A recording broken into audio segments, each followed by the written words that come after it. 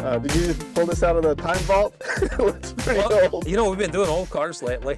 I know we did that E36, the E37 Z3, so I guess it's appropriate.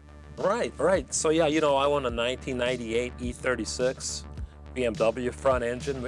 I call it the German Mustang.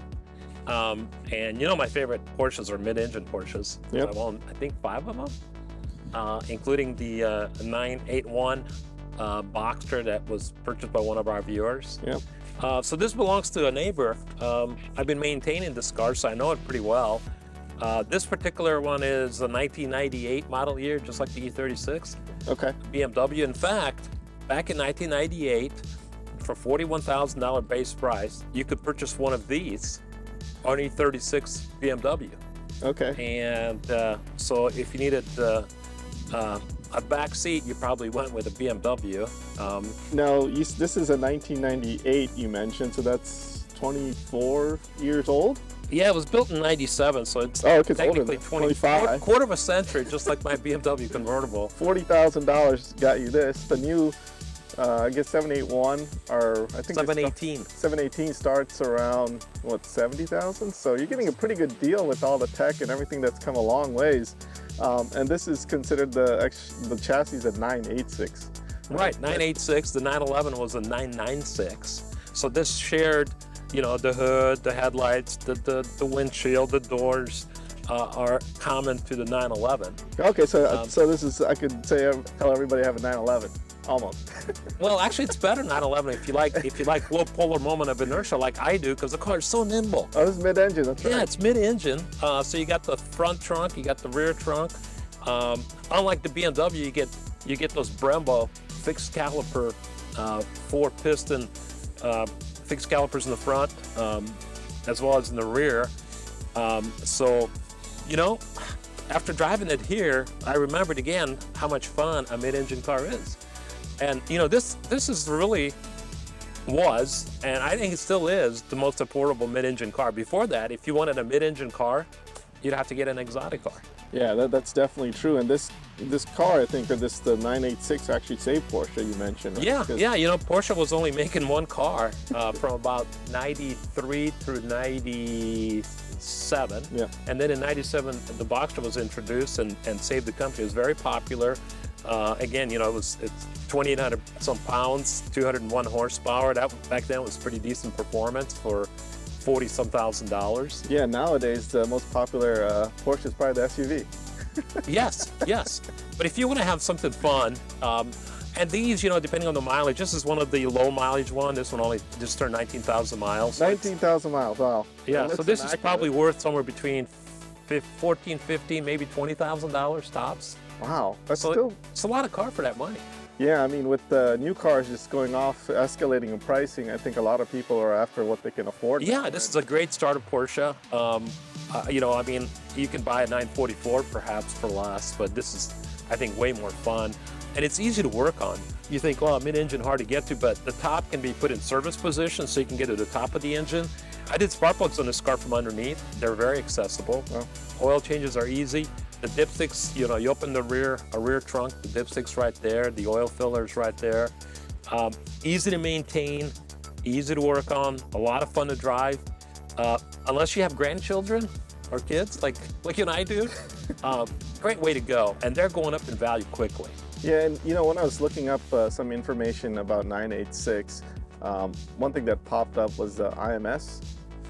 What is IMS? And So the intermediate shaft. okay. Yeah, so this particular, well, I believe that 97 through about 2009, when it's a 911, a Boxster or a Cayman, the engine design uses this intermediate shaft, and the bearing can fail. It fails in only a small percentage of the cars, Yeah. but when it does, the failure is catastrophic. Yeah, because I saw there's a class action lawsuit against Porsche, and what I did see is, like, I think between the ones that were built between 97 and 2000, there was a 1% failure, but from 2000 to, I don't know, 2005, it was like 8%. So it's very small, and I think the internet may be blowing it out, but that's, as soon as I put, you know, 986, that popped up, so. Yeah, you know, I have friends that have high miles, you know, they have these cars with 100,000+ miles. They haven't had any bearing failures. Others have had low miles and have had a failure. I think that's probably one of the causes, right? They're just not driving. Yeah, probably. Not lubricating it. Yeah. So there's a couple different solutions, and let's just say I was going to buy this car, I would definitely upgrade to the solution which sends lubrication to the bearing. Yeah, pressurized lube, and that eliminates any possibility of failure. Okay. And I see these low-profile tires. Yeah, I wouldn't call them low profile. They got a nice lip, 2 inches. Yeah, but you know what? You can buy a set of BBS wheels, 18-inch, and go to low profile pretty easily. I mean, there are so much aftermarket stuff, as you can imagine, for these older Porsches. Yeah. And they're actually quite successful in racing also. Yeah, I think I would leave it alone. I just saw the fixed sidewall nowadays. You know, they're probably 22s on the on the Boxster.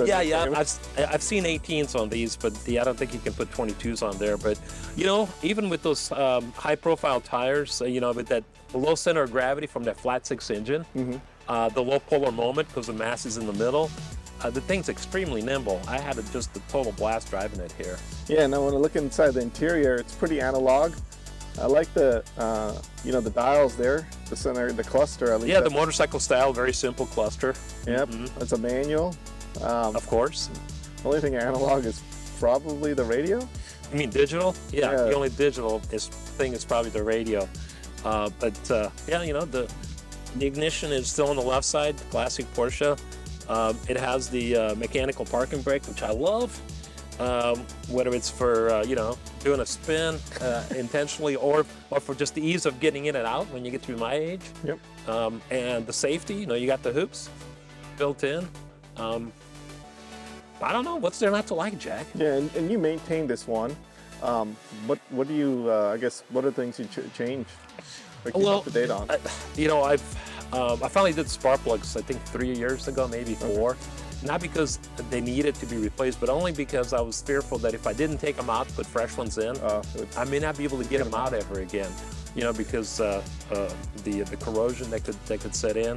But yeah, all the filters have been replaced, fluids.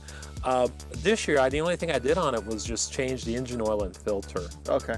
Every other year, I changed the brake fluid as well. So, you know, because this doesn't get driven a whole lot, the maintenance is pretty simple. Yeah, and you said it was at 18 or 19,000 miles on this. It just turned 19,000. 19,000. Wow. Anything else that stands out with the 986?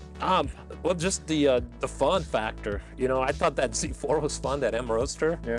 And then I drove this thing, and this is just so much more nimble. It's just because because the engine's in the middle and the sound. Yeah. You know, the 718 is a great value, but it's a 4-cylinder turbo. This is a flat 6, naturally aspirated. Jack, you would love this car. The throttle response is so crisp. The steering is just spot on. You know, it's hydraulic. The shifter is just click, click. You know, I thought that 981 was really, really special, and it was. Definitely evolution shows when you're driving, you know, a newer Porsche. Yep. But I didn't realize the old ones were that precise and that much fun. So I encourage you to take it for a drive. You might become a Porsche fan. One day I'll get there. I'm just still stuck on BMWs for now. With that, my name is Jag. I'm Boris. And we'll see you later. Thanks for watching.